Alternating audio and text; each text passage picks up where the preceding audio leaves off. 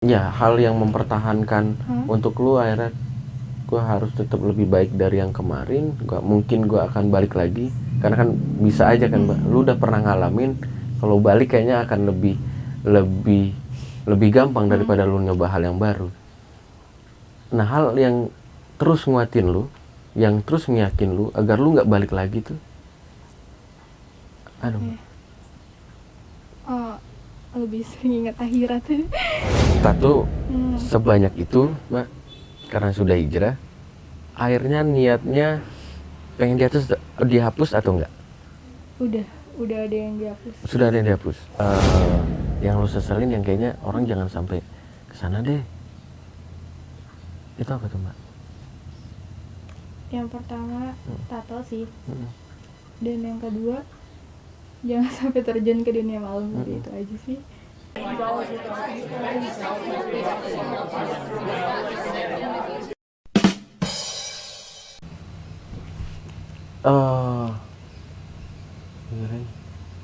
Terus kan lo akhirnya mutusin berubah karena mimpi ya mbak ya. Apa? Berarti kan dorongannya akhirnya ada penyesalan. Hal yang paling lu sesalin banget itu apa sih sebenarnya mbak? Kalau misalnya apakah minumnya atau apanya? Enggak sih, lebih ke kenapa badan gue kayak gini, terus kenapa waktu pas mama masih ada gue nggak berubah gitu aja sih. Lebih ke keluarga, pengen apa ya, kayak pengen nunjukin kalau misalnya Rara yang dulu tuh bisa berubah dan bisa maju gitu aja sih. Nggak terus larut-larut dalam hal itu terus karena udah 5 tahun juga mbak ya. Gila, pendewasaan kayaknya ada di sana semua, kenal orang yang beraneka ragam gitu mbak. Cuman banyaknya teman-teman lu di sana mayoritasnya mereka bisa kayak gitu gimana mbak? Kan kenal banyak banget pasti teman-teman kan. Makanya kalau lu sendiri karena memang orangnya main atau orangnya pengen tahu aja atau memang karena rumah kondisi nggak baik udahlah gue cabut aja gitu-gitu? Semuanya sih. Rasanya semuanya. Berarti yang lain juga gitu mbak? Nggak pernah nanya sih. Oke, kita ya udah teman-teman di ini aja. Terus mutusin hijrah 2018.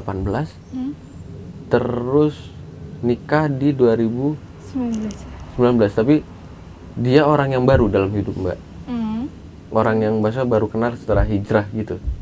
Sebelum sih. Sebelum dia udah tahu. Udah tahu.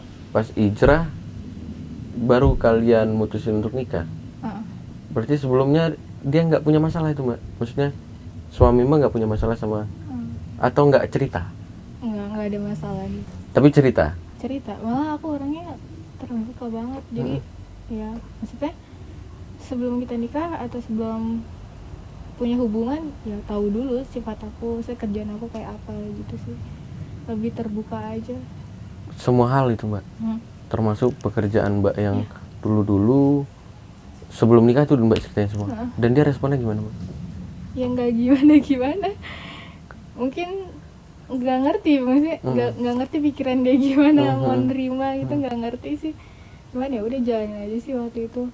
Hebat sih, kekuatan cinta mas. Asik. Suami kerja ya? Kerja. Di perusahaan. Oh ya, oke.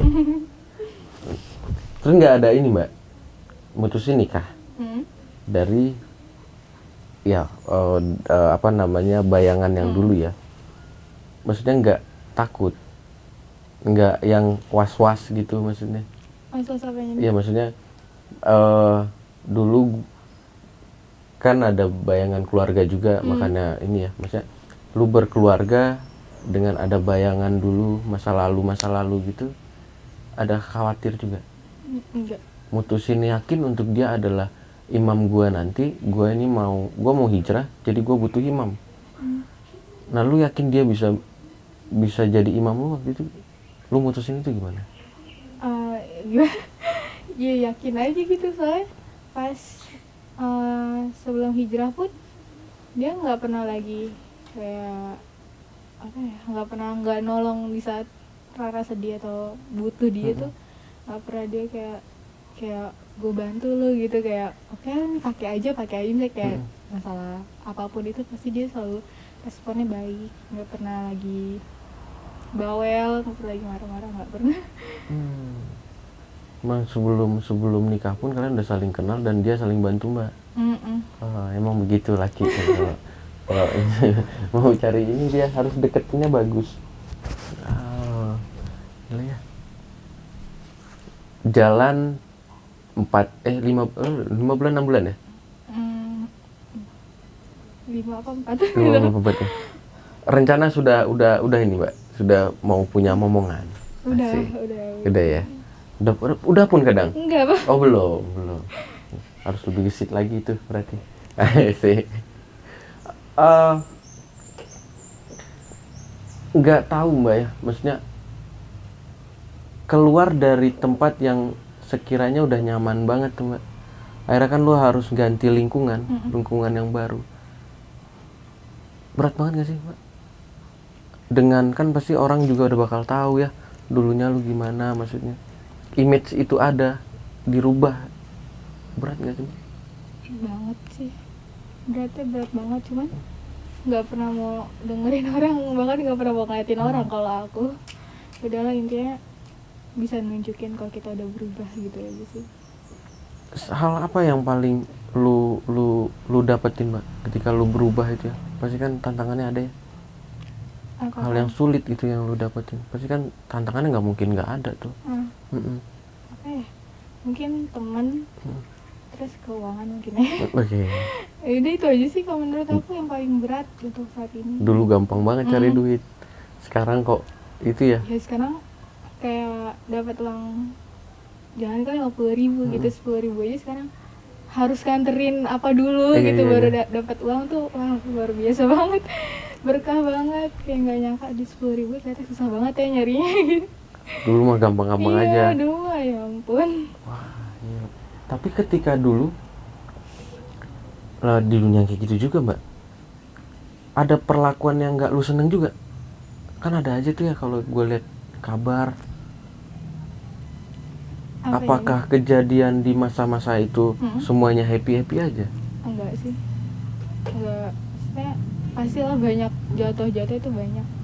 Enggak mungkin enggak, cuman karena dulu mikirnya oh ya udah, gue tinggal sendiri di situ ya, kenapa gue harus ngerepotin orang, gue harus bisa ngebangun diri gue sendiri gitu. Hal sekarang yang paling nguatin lu untuk berjuang hidup terus dengan keadaan yang sekarang apa mbak? Hal yang apa? Ya, hal yang mempertahankan untuk lu akhirnya gue harus tetap lebih baik dari yang kemarin. Gak mungkin gue akan balik lagi, karena kan bisa aja kan mbak, lu udah pernah ngalamin, kalau balik kayaknya akan lebih gampang daripada lu nyoba hal yang baru. Nah, hal yang terus nguatin lu, yang terus ngeyakin lu agar lu nggak balik lagi tuh, aduh. Lebih sering ingat akhirat. Tapi suami ingetin terus. Suami pasti enggak, maksudnya suami pasti pengennya istrinya dukung aja yang terbaik gitu. Dia nggak pernah bahas tentang gimana itu? Enggak sama sekali. Sekarang ini kayak Habibie banget nih. Jadi masa lalumu, sekarang masa depannya kita gitu ya mbak ya.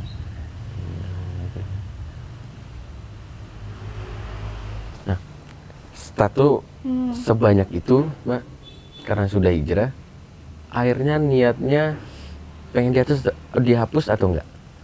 Udah ada yang dihapus. Sudah ada yang dihapus, cuman nggak semuanya. Proses atau proses. Okay. Sakit gak sih mbak? Sakit, dibilang sakit dibilang enggak ya sakit. Ya gimana, harus bertanggung jawab sama badan sendiri aja sih menurut Rara. Laser tapi ya? Ya laser. Pas laser itu pakai ini nggak mbak? Pakai apa supaya nggak sakit banget gitu? Anestesi. Iya pakai. Tetap pakai. Terus setelah dihapus memang benar-benar hilang gitu. Iya. Tapi pakai proses lagi nggak dia? Apa? Ada proses lagi nggak? Atau memang langsung hilang gitu kayak tinggal bekas luka-luka gitu doang? Prosesnya sih paling cuman pas lasernya aja, yang nggak cukup sekali 2 kali laser. Jadi minimal banget sih 5 kali baru hilang. Satu tato? Iya.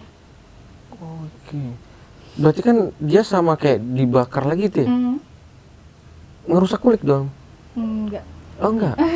Serius enggak? Maksudnya ngerusak, cuman kayak apa ya, kayak kita jatuh di motor terus kering nih, ngelupas kan. Oh berarti luka jadinya ya? Luka baru berarti ya? Gitu aja, jadi nggak sampai ngerusak banget tuh, enggak. Oh, karena kan kalau sebenarnya kayaknya enggak, kalau kita lihat-lihat, kalau saya lihat-lihat lah ya YouTube lah misalnya. Kan kalau ada beberapa ulama kita yang kayaknya boleh nggak dihapus, ada yang memang harus dihapus. Nah berarti ada ini mbak, maksudnya ada bisa untuk tidak dihapus. Maksudnya kenapa harus milih dihapus, kan sakit gitu. Kalau dibiarin aja nggak mau gitu. Mau sih dibiarin aja, sebenarnya lebih milihnya dibiarin aja. Cuma kalau aku apa ya, di hati tuh kayak punya rasa tanggung jawab. Jadi apa ya, ini yang gue udah lakuin ke badan gue, ya gue harus tanggung jawab sama yang gue lakuin ke badan gue sendiri gitu. Sebenarnya boleh dihapus, cuman kalau nggak sulit, kalau dia mempersulit mungkin nggak boleh dihapus ya. Tergantung orang masing-masing kan. Kalau misalnya aku sanggup dihapus semua ya kenapa enggak gitu. Tapi lu ngerasa nggak sulit? Enggak. Satu tato hampir 5 kali lo? Iya, nggak sulit. Oh, oke. Nggak sakit? Sakit.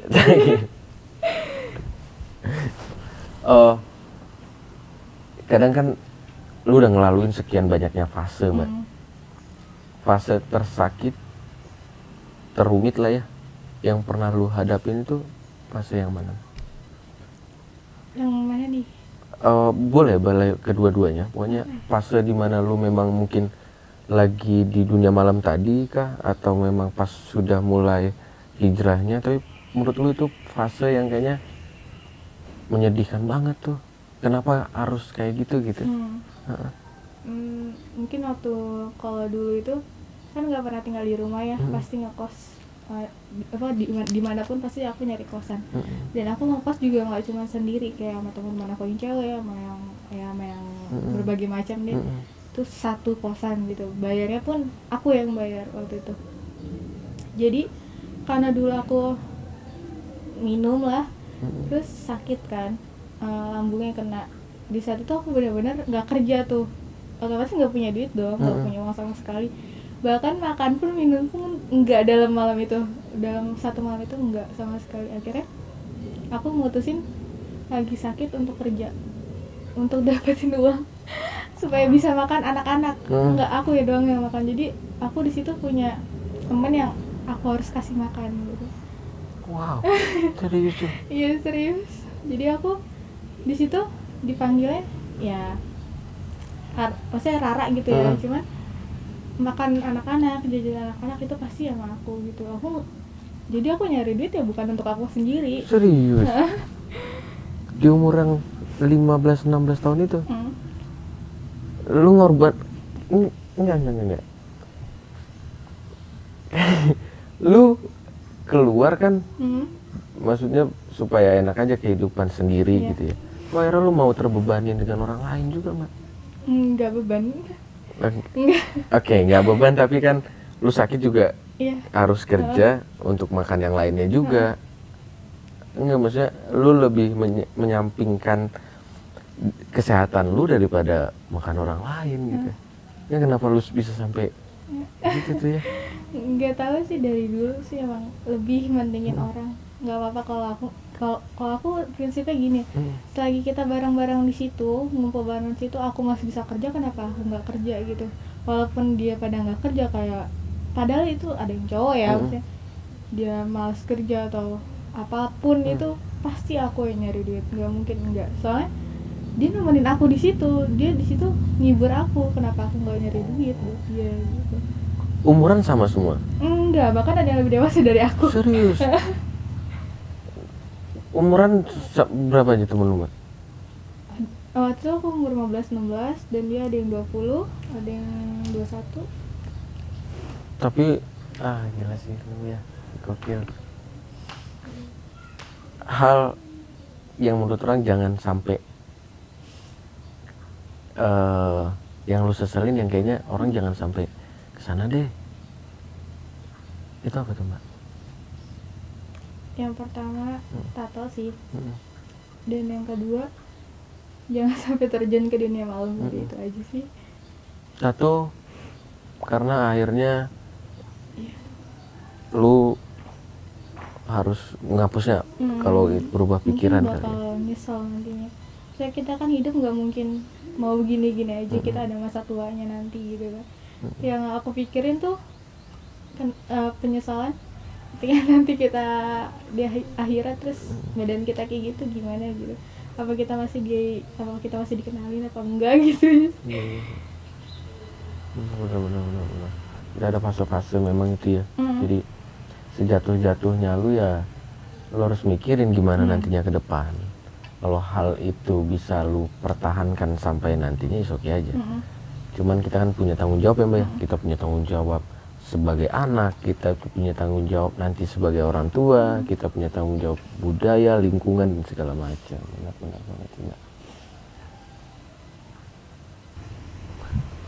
Setelah hapus tato, Mbak, hapus tato memang ada tempat khusus ngapus tato atau memang klinik kedokteran kecantikan gitu?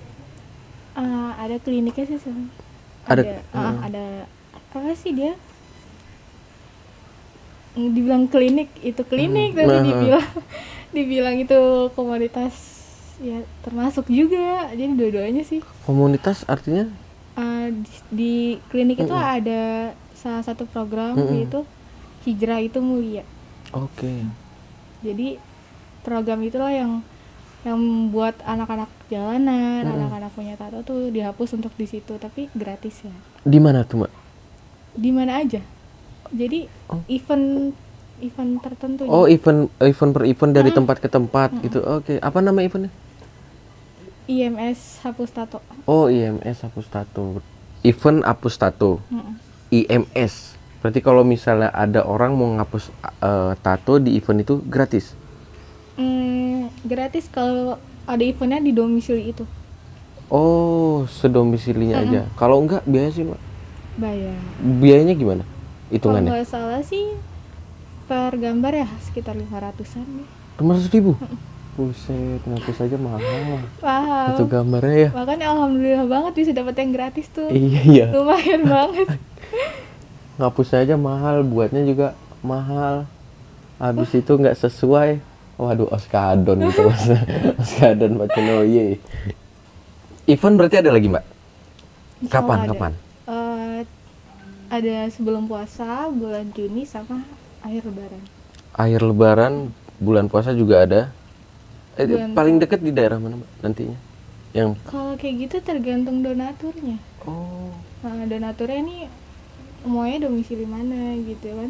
Ya masih itu nggak berjalan kalau nggak ada donaturnya juga kan. Oke, berarti kalau yang mau donatur boleh nanti. Boleh. Boleh ya. Nanti kita taruh rekening saya. Jadi ikhlas aja dulu beramal. Kalau masalah saya sampein ya nanti follow aja lah yang nilai ya. Ya udah Melara, terima kasih udah mau datang ke channel YouTube kita. Semoga kita ketemu lagi. Amin. Assalamualaikum warahmatullahi wabarakatuh.